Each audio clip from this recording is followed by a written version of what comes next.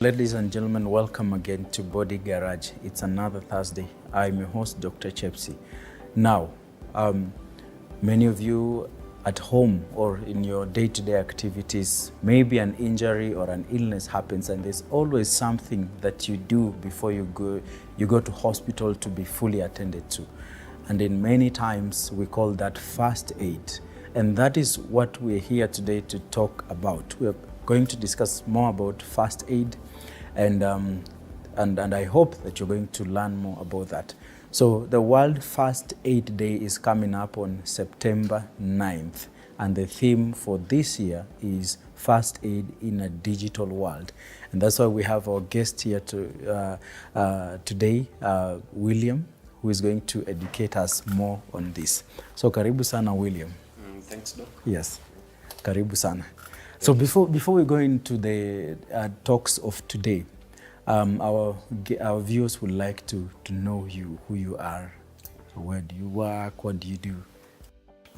Thank you so much, Doc. My name is William Kimanzi. I'm a paramedic, a pre-hospital care provider with the Emergency Plus Medical Services, or E-Plus, which is a pre-hospital care organization that focuses on providing care in transit before we get your patient to an hospital for advanced medical help. You know, many times people just know about doctors, nurses, and these mainstream people in the hospitals. But you said your main description as who? We said you're pre-hospital care providers. Pre-hospital care provider. Yes. Will you mind just expounding more on what that is about? Sure. Pre-hospital care is all about what happens to somebody when they have either gotten an injury or a medical emergency before we are able to get them to an hospital for in-hospital care. So pre-hospital care is all about first assessment, assessing somebody's condition to determine the nature of their emergency, and then providing the immediate care that you can, just doing what you're able to do to keep them alive until they are able to get an advanced level of care. So before somebody gets to the hospital. Now, would you say that people also, apart from somebody who's trained like you, maybe a parent at home or just anyone, can be able to offer something close to pre-hospital care? Yes. Actually, we say that first aid does form a critical part of pre-hospital care, because if an emergency happens anywhere, chances are there might not be a doctor, there might not be any healthcare provider, even a paramedic or an emergency medical technician at the area, but there will be someone. And that person might not really have medical training, but just through simple skills, simple techniques that we call first aid, this person can be able to keep this person alive and prevent the situation from becoming worse as they seek more advanced or more specialized medical assistance.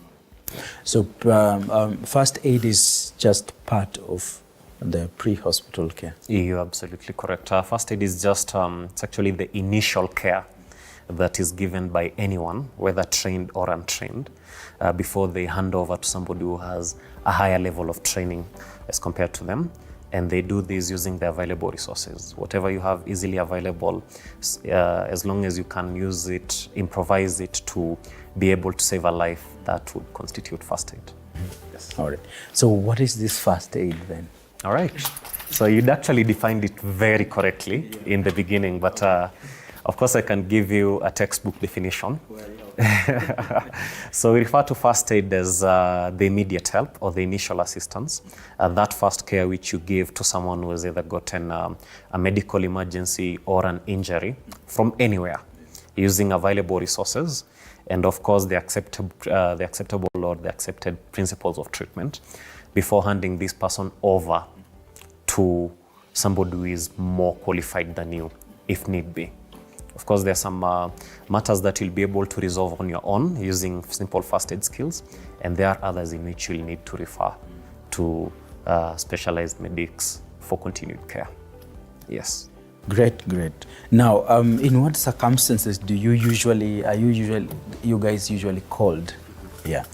Is it what we see in movies, falling buildings, bombs? Which one else? just those interesting circumstances we see in movies, but maybe that might not be what is happening in real life. True. Yeah. Well, I would maybe say that it is not as dramatic as it usually is in the movies, but trust me, it's quite interesting. So as a company, as an agency, we respond to various cases of both medical and injury emergencies. This is inclusive of road traffic accidents, which are actually quite common. Injuries on the roadside, an emergency has happened maybe even in a parking lot, funny enough. So we have cases of road traffic accidents. We have cases of people collapsing in the house, maybe due to cardiac arrest that has been caused by underlying conditions, or sometimes even sudden cardiac arrest, where your heart just stops and you stop breathing. We also encounter cases of medical emergencies such as stroke, which is actually among the leading causes of death and disability in the country. We even respond to cases of heart attacks. We respond to different medical and injury emergencies, burns, industrial accidents. Maybe somebody has been injured by a machine, sometimes even to the extent of getting amputated. We respond to those ones as well. And we even offer medical assistance even for routine care. Somebody who is on dialysis, we assist with the movement to the hospital to ensure that they get to the hospital safely. People who are undergoing chemotherapy, radiotherapy, and even people who are on palliative care. We try as much as possible to do what we can with our resources, or with the resources that we are having. All right. Now, seems like a lot happens on that. Now, let's assume you've been called to a scene of an accident. What usually happens when you arrive there? Right. So, contrary to popular belief, an ambulance, as I like to say, is not an ambulance is not an Uber. And I hope that doesn't come out as controversial. Reason I say it's not an Uber is because there's a lot of treatment that happens within an ambulance. So the pre-hospital care providers have been given specialized training to stabilize patients and do what they can to provide care in transit as they get to an hospital. So the moment we've been activated, we've gotten to where maybe a road traffic accident has happened, first thing we do is assessment. We do our windshield assessment while still in the vehicle to assess for safety, because most of these accidents happen in highways, so we have to park safely. So we consider our safety, then we also consider what this patient might need, what injuries they might have sustained. We step out of the ambulance. We are usually a team. You have the paramedic or the emergency medical technician and the ambulance operator. So we work as a team to get resources from the ambulances, stabilize this patient while they are still on the ground. Stabilization would include things like stopping bleeding, if there's severe bleeding. It would include immobilizing a bone that has broken. That is basically just preventing it from moving to prevent further injury, and also administration of painkillers where the situation warrants it. And then once we've stabilized them, if they are now stable enough to move, we transfer them to the ambulance. In the ambulance, there's the taking of vitals. We have cardiac monitors whereby we are able to check your oxygen levels, you're able to check your blood pressure. We can also do an ECG in cases where we suspect that your heart rhythm is having a problem and something needs to be done. So we can be able to check your heart rhythm at the back of the ambulance. We also do emergency airway management. If somebody has been in a position whereby they are not able to keep their air passages open and they need additional intervention to do that, we do that as well. And then we assess this patient based on their injuries. We consult to choose an appropriate referral facility. And we also call that facility to inform them that there's this patient that we are having, so that when we get to the emergency department, no much time is wasted in trying to gather resources, trying to gather a team. The hospital will be ready for us. So we basically offer the care in transit before we can get to more advanced assistance. Yes. Sounds like a lot happens, and all that is happening within a short period of time. Yes. And that's where the beauty in our training comes in. So we've been trained to act with speed because we are offering, we actually do not intend to spend a lot of time with the patients. Our work is just stabilization and handing over to the next level of care. Although there are some cases in which we are able to give treatment and discharge while in the ambulance. For minor injuries, minor emergencies, we are able to do everything within the ambulance, and some cases we might not even need referral to the hospitals. Yes. That's what I wanted to ask. Like, what you've described will look like the extreme cases, but assume there's something small. Will you just give an example of something minor that you've attended to, and you did not need to send them to the hospital? Right. What comes top of my mind is most cases of asthmatic attacks, whereby maybe the patient or the casualty did not have an inhaler, and they've gotten an attack. Maybe they've been exposed to a trigger.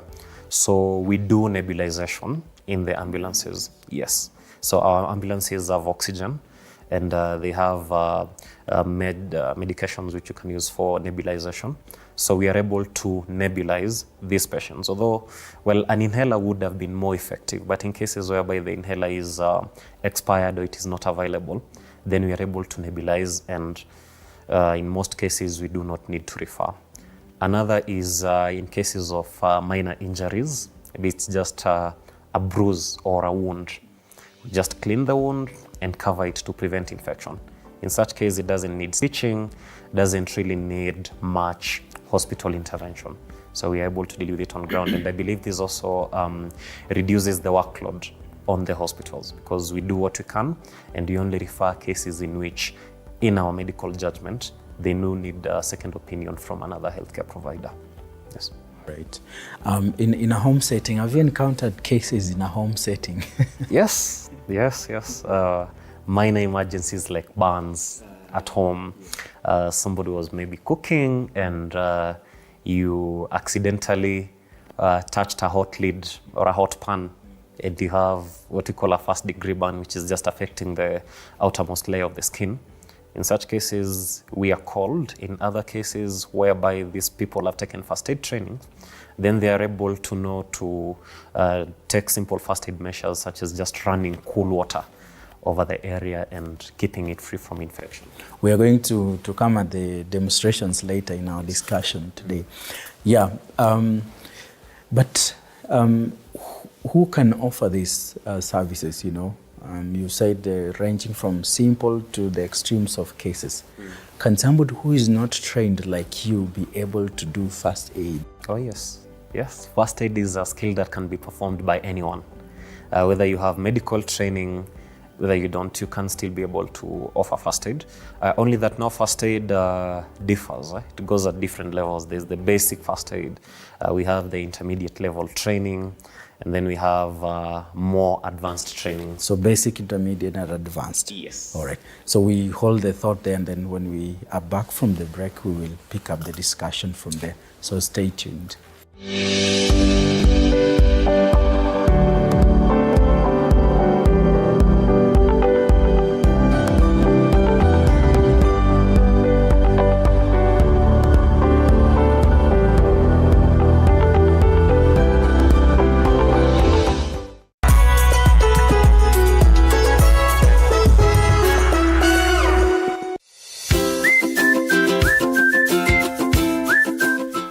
What is fun?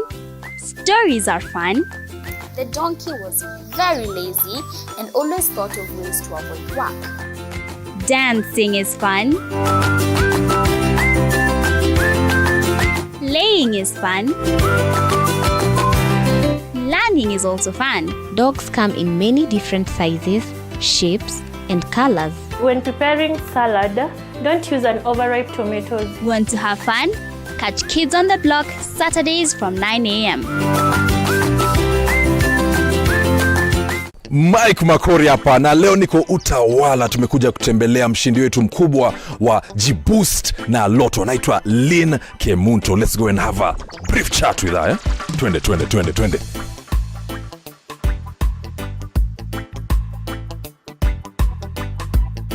Lin, tuambie labda ulianza kucheza loto lini? Sikumbuki, nimecheza for a while now, for a while. Na umewahi shinda pesa yoyote na loto? Bado, this is the first time. Amejishindia pesa fulani, wacha atuambie ni how much? 500,000. Tuambie hizi pesa umejishindia zitakubustaje hii Januari?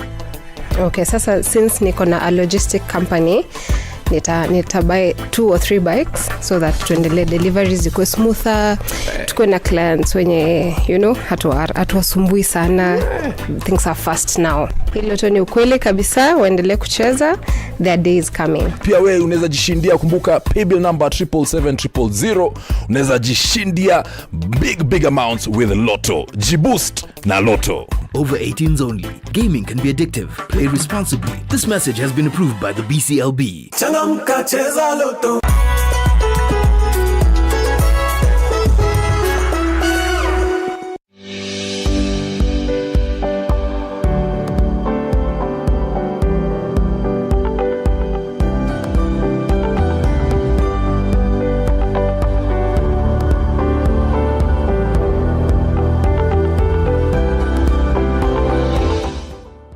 Welcome back. You are watching Body Garage, the Art of Wellbeing. I'm your host, Dr. Chepsy, and today we are talking about first aid. So our guest William is continuing to educate us on first aid, and he had mentioned before the break that there is a basic first aid, intermediate, and advanced. So will you please continue on that? So when we start with basic, what will basic first aid look like? Right, so basic first aid would simply be a sensitization or an awareness session whereby we get to discuss just the most basic or the most common emergencies which occur at home, on the street, at our workplaces. So we take a major focus on injury emergencies, that is bleeding, broken bones, dislocations when the bone has gotten displaced at a joint. We even consider emergencies such as burns, poisoning, near drowning, things like what to do if somebody faints, what to do if somebody who is asthmatic is having an attack, and the like. So just the common day-to-day emergencies. Yes. What about the intermediate? Now the intermediate, and maybe I can refer to the Kenyan law, the classifications under the Kenyan law. We usually have the basic first aid training, which as I had said is just an awareness session. And we also have a workplace or an occupational first aid training, which is actually a compliance training under the Ministry of Labor, in which each workplace is supposed to train its staff. The training is a bit detailed, goes for about 4 days, that is 28 to 32 hours. And it covers all these topics that we've covered in the basic first aid in detail, as well as additional topics, including how to safely help a mother to deliver in the pre-hospital setup. Yes. Okay, good. Let's move on to now. When you go to the offices, you'll see something written first aid kit in the matatus, in the buses. There's always that red box, right? That is written first aid kit. But surprisingly, many times when you'll open that thing, let's say maybe in the matatus, that box, you will not find much. So what is supposed to be inside that? What will be the basic items that should be in a first aid kit? Right. A standardized first aid kit, a standard first aid kit, because I know we have lots of kits in the market which might not really be meeting the standards.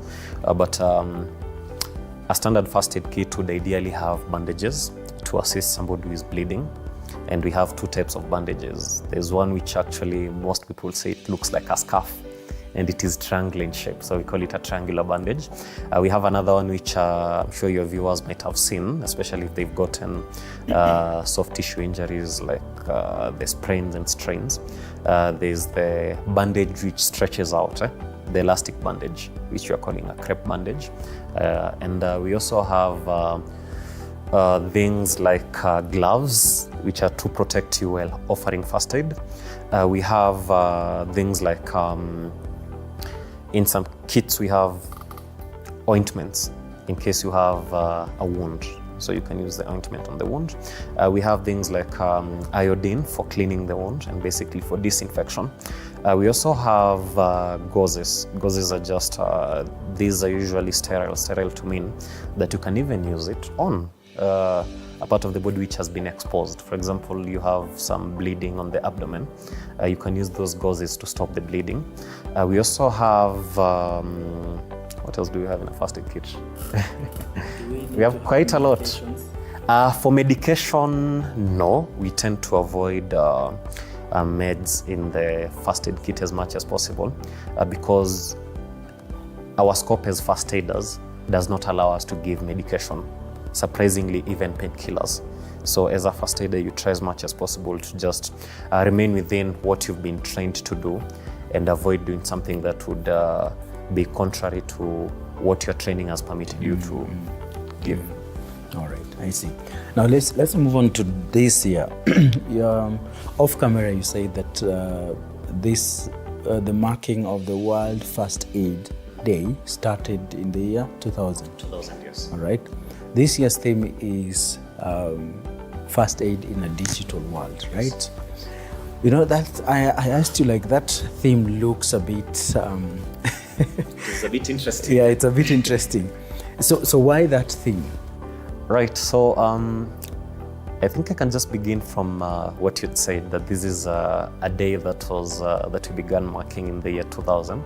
That is now approximately 23 years ago, and the idea that was put forward by the International Federation of the Red Cross was that we need to enhance trainings to everyone. Trainings should not just be for organized groups. Trainings should not just be for a company that organizes to have their staff trained. Training should be accessible to anyone, so long as they have the ability to grasp the concept, which is ideally almost everyone, starting from a very young age.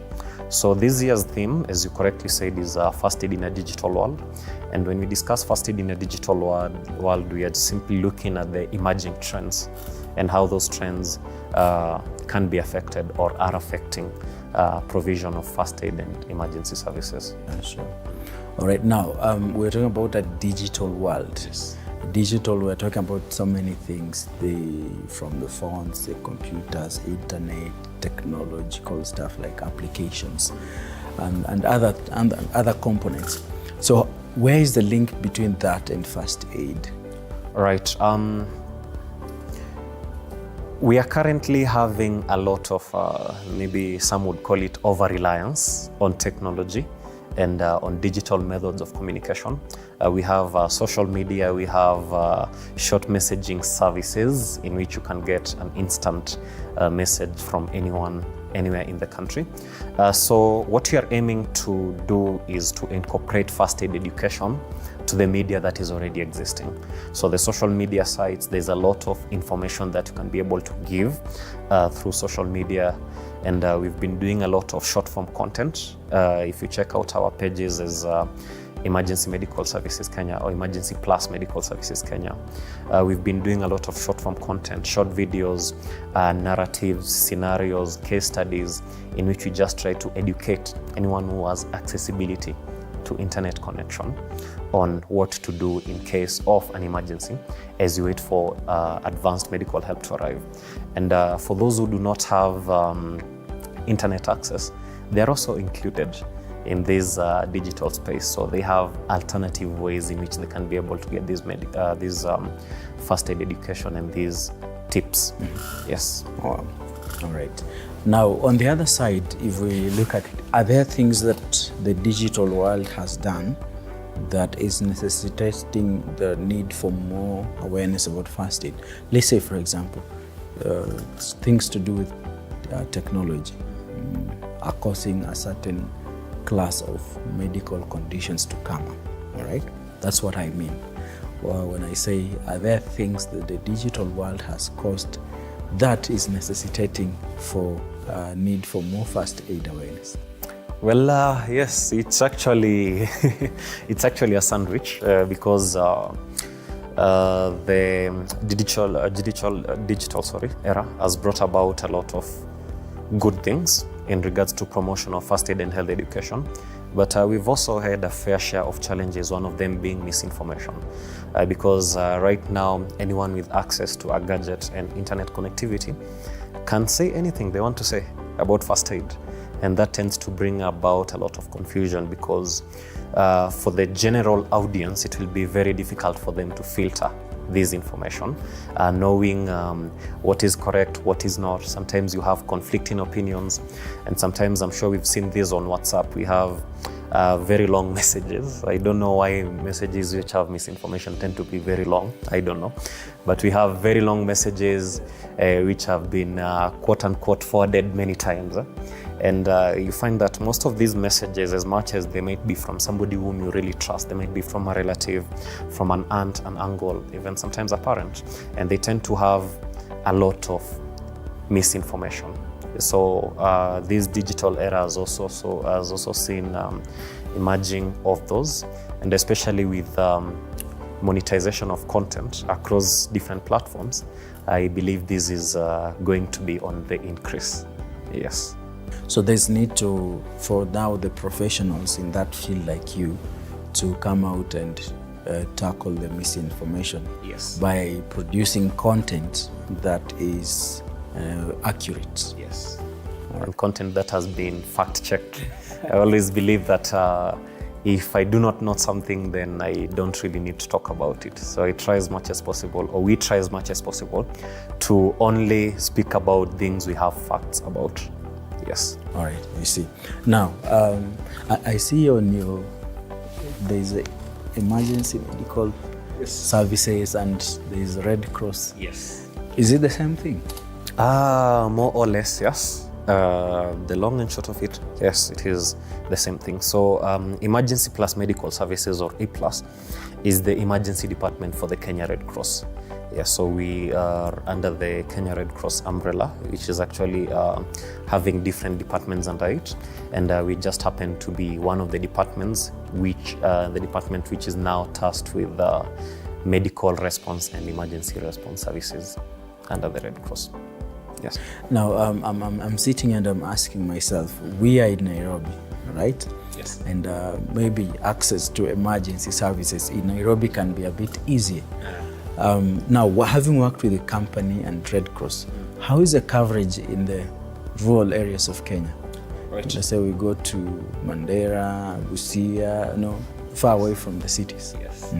The coverage is actually quite good. We have extensive coverage. And speaking on in regards to E+, not on behalf of, but in regard to E+, we have ambulances in each county. So each county in Kenya has at least one ambulance. And from E+, yes. So E+ has an ambulance in every county. In Nairobi, at any given day, we have ambulances stationed at different points of the county. So we have an ambulance at Uhuru Park, at City Park. We have an ambulance along Ngong Road, Langata Road, Jogoo Road, Mombasa Road, basically all major highways, so as to be able to enhance emergency response, so that if you call while you are here, then the ambulance that is nearest to you, so long as it's not engaged, that's the ambulance that is going to be dispatched. And this has helped us even improve on the ambulance response times. We also have ambulances in all the other counties, whereby we are having at least one ambulance. And yes, at least one. And there are some other counties which have been quite proactive to have an extra engagement to ensure that the citizens within that county have ambulance services closer to where they are. And just to mention, these counties include Kiambu County. It includes also Narok County. We have Kakamega County, and we have Garissa County as well. And then we have the cities whereby we have additional ambulances as well. That is Mombasa, Kisumu, and Nakuru. Yes. All right. Now, there's another question on that, which is about how do people access it, pay on service or subscription? But you're going to answer that after the break. So we take a break and we'll be back on it.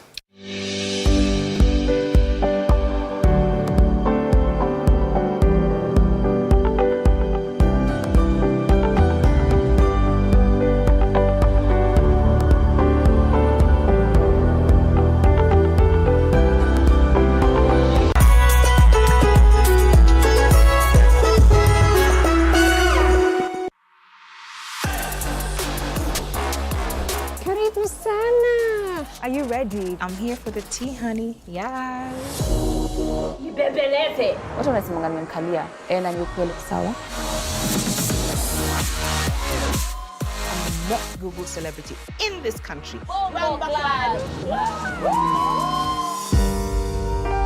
I was in a relationship where there was domestic abuse. It's okay. Zainabu, I've not done anything wrong to anybody in my life. Usiniita punda ni wewe. Whoa, just who I am. Like, put my guard up, so up. Call me fake one more time.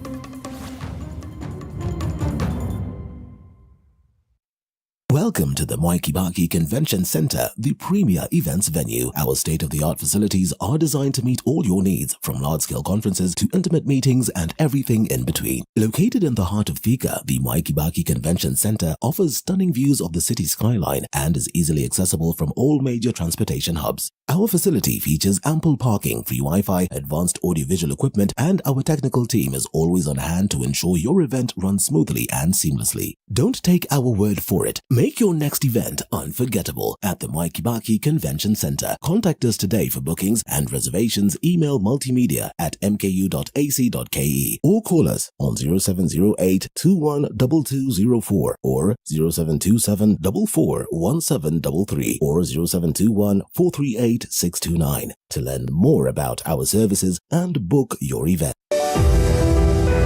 Did you know that Mount Kenya University is the most affordable university in Kenya, where you can attain your internationally recognized degree within 3 calendar years? Did you know that we have the highest number of campuses in Kenya, equipped with state-of-the-art facilities to develop you academically and socially? Join the most popular private university in Kenya and start your fulfilling higher education journey. Mount Kenya University, unlocking infinite possibilities.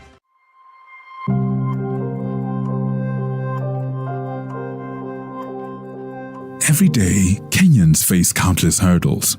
Families struggling to put food on the table, children fighting malnutrition, and communities in need of quality healthcare. In a world where a small gesture can have an enormous impact, TV and Radio 47 invite you to be part of something incredible. Introducing Tenda Wema. With just 1 shilling and 50 cents daily, taken from your airtime or data, you can be the light of change. Dial *354*47# and witness your compassion in action.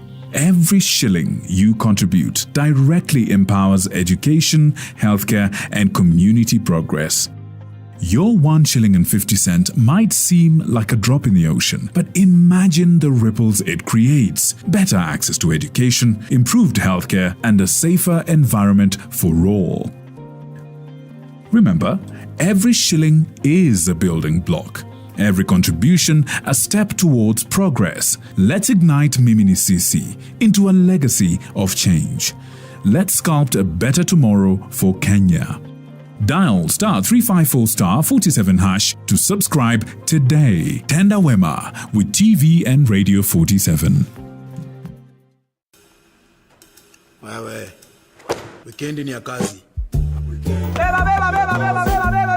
Beba, weekend ya kazi wewe, weekend ya kazi.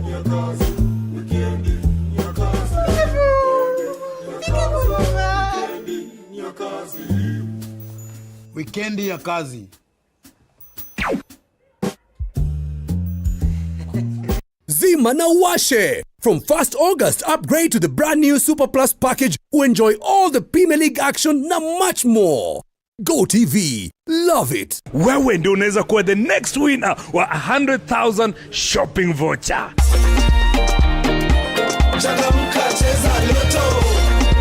Umecheza kama kwa muda gani sasa? Seme for 3 months now. 3 months. But very consistently. Very consistently. Umekuwa kucheza na kama how much? 50 bob. 50 bob. Nikipata 50 bob na naimeka. Aha. 100k na hii economy itakufanyia nini?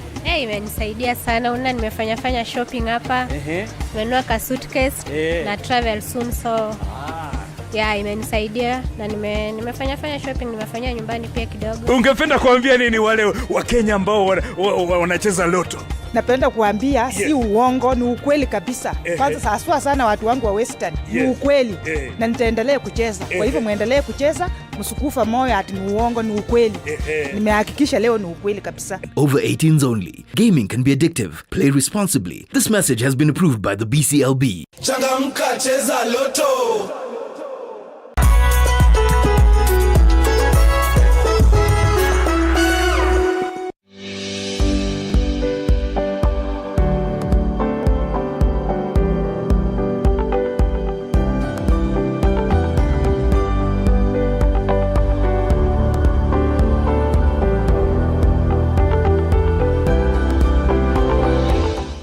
Welcome back. You are watching Body Garage, the art of well-being. My name is Dr. Chepsi, I'm your host. Now, we're almost coming to the close of the discussion for today. We are talking about first aid. We are going to discuss a bit more, and we will go to a few demonstrations for you to know how you can handle some of these things while at home. So, William, you've talked about your company and offering emergency services. Now, how do people access your services in terms of, is it pay on service when you show up in somebody's home, at the scene of the emergency? How does the system work? Right, so we have different methods or different ways in which you can be able to undertake ambulance services, the costs. And first of all, I think it would be important for us to educate the viewers on how exactly to call for help, if you allow me. Right, so we have an emergency number, which is toll-free. The number is 1514, 1514. Yes, and we also have the number which has been common for a while now, 0700 395 395. That is also a number that is in existence, so you can be able to use any of those numbers to access our services across the country, from anywhere within the country. And we also have different agencies offering this same service, which we also partner with from time to time to be able to offer the best care that we can to Kenyans. Now, in regards to payment, we have different methods, and one of them is what we call the corporate social responsibility. Corporate social responsibility is simply to mean that there are some services in which an ambulance will not be charged. All right. For example, for cases of roadside emergencies, roadside evacuations, specifically road traffic accidents, we do our part within the society by offering these services. That is assessment, stabilization, care in transit, and evacuation to the nearest referral facility for free, and what we call the corporate social responsibility. But only in such a case? Yeah. In emergency? Really, only in such cases. On a need basis. On need basis. So we have a system in which if someone is not able to afford these services and they really need it, then we always find a way to make it work for them, because at the end of the day, the core business is saving lives. Secondly, we have membership services. For membership services, we have insurance covers, whereby we have individual insurance ambulance covers that goes for 3,000 per person per year. And we have a cover that is also renewed annually. It's a family package at 6,000 shillings for a family up to 5 members. And we even have corporate memberships in case you would like staff in your company to be covered under E+, so that in case of any emergency that requires medics, that requires specialized care or even evacuation, then we also have that package as well. And we also have a provision for using NHIF as a way to cater for ambulance costs. Yes. And again, we also have a cash option, but this one is now going to be based on your location, where exactly you are, and the type of service that you need. All right, I think now enough of talking. We can head on to, William is going to demonstrate to us a few scenarios. For example, if you sustain a cut while you are in the kitchen at home, or a hot water splashes on your skin and it causes a burn, what are you supposed to do while you're at home as you wait to go to the hospital? So follow us for these demonstrations.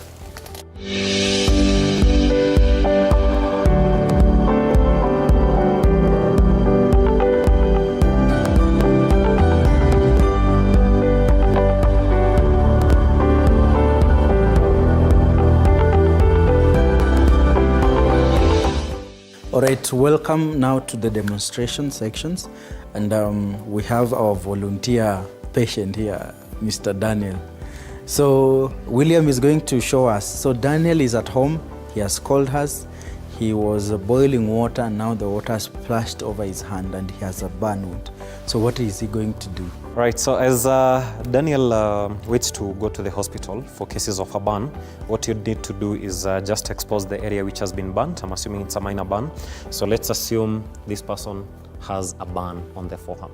So what I'm going to do with Mr. Dan, if there is any clothing that is still stuck, I'm not going to remove it forcefully. I'll just take some shears or scissors, cut around, and then get some water and run cool water on this area. So it shouldn't be very cold water, yes, where the bandage is still there if there's something that has been stuck.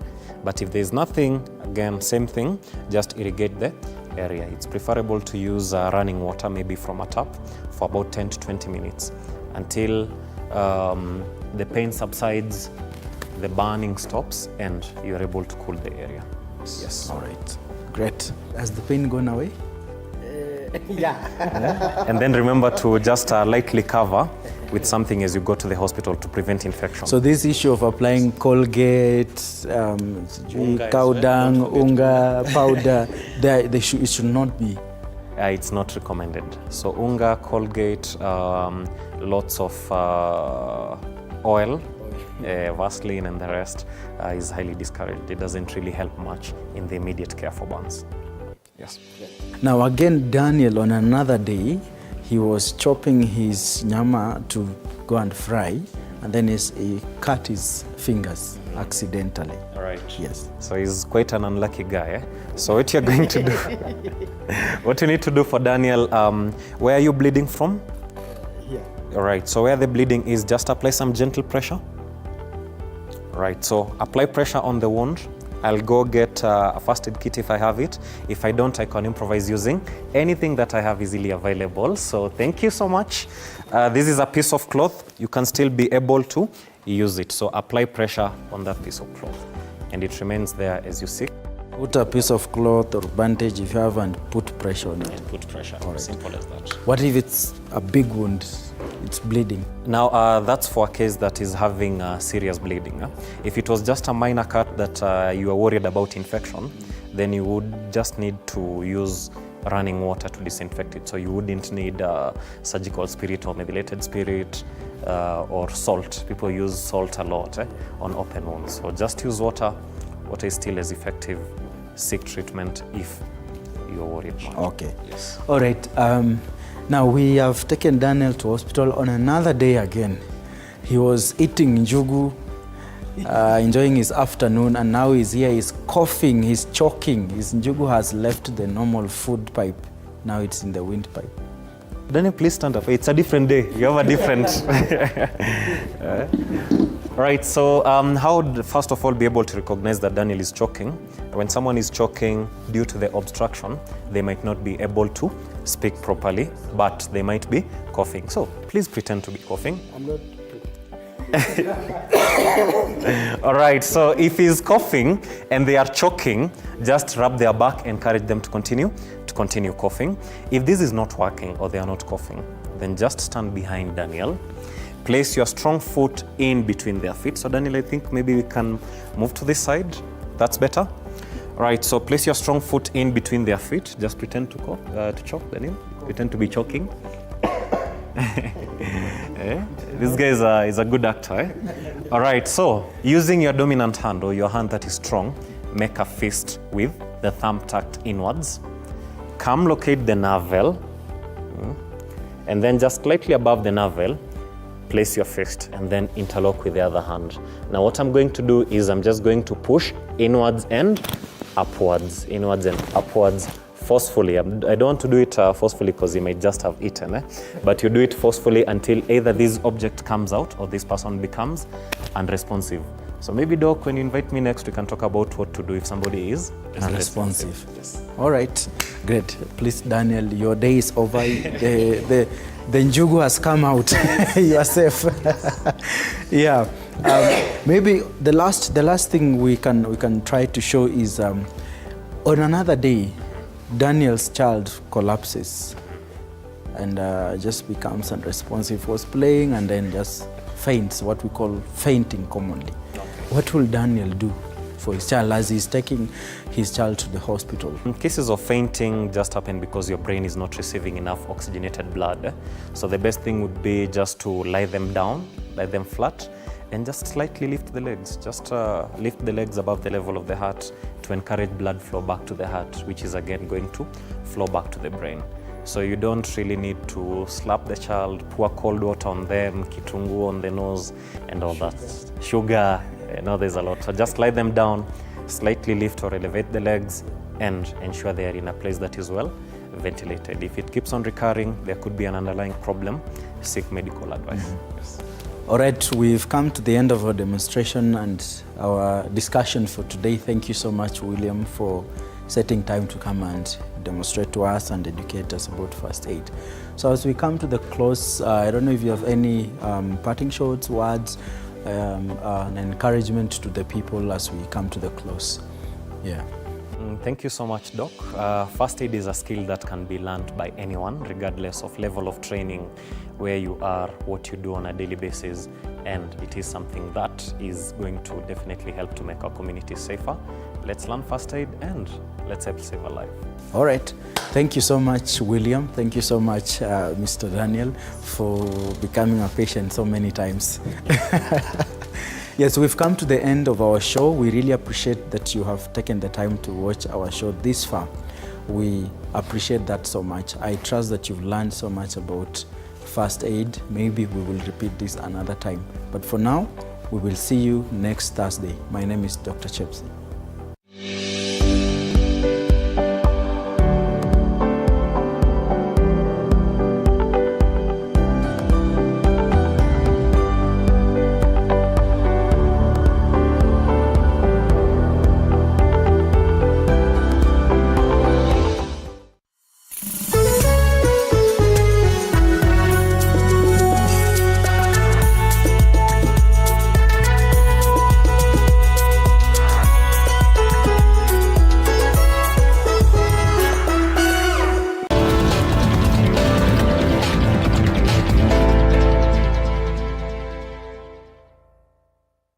Rafiki, toka mbele ya kamera nionekana niko Mkuru kwa Ruben. Na niko na mshindi wetu wa loto wa leo hapa Mkuru kwa Ruben. Unaitwa nani ndugu yangu? Steven Kinuthia. Umecheza loto kwa muda upi?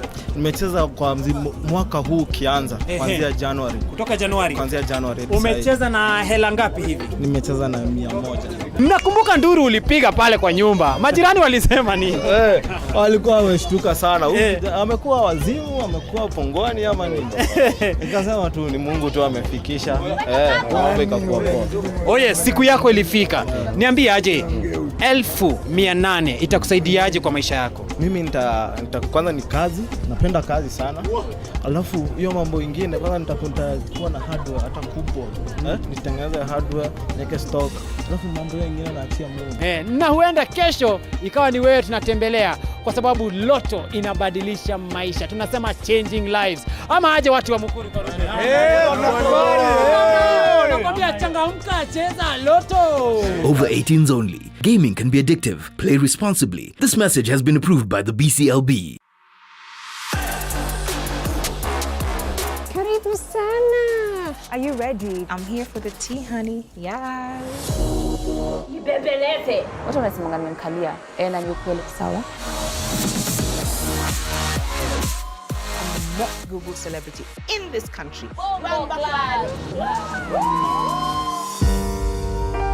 I was in a relationship where there was domestic abuse. It's okay. Zainabu, I've not done anything wrong to anybody in my life. Usiniita punda ni wewe. Whoa. Just who I am, like with my guard up, so up. call me fake one more time.